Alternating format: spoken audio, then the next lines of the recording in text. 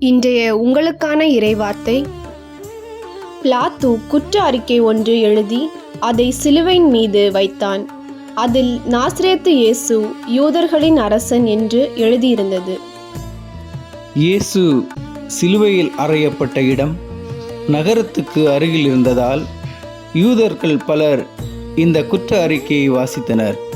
அது எபிரேயம், லத்தீன், கிரேக்கம் ஆகிய மொழிகளில் எழுதப்பட்டிருந்தது. கொண்டவும் காயங்களை அன்புடன் முத்தி செய்கின்ற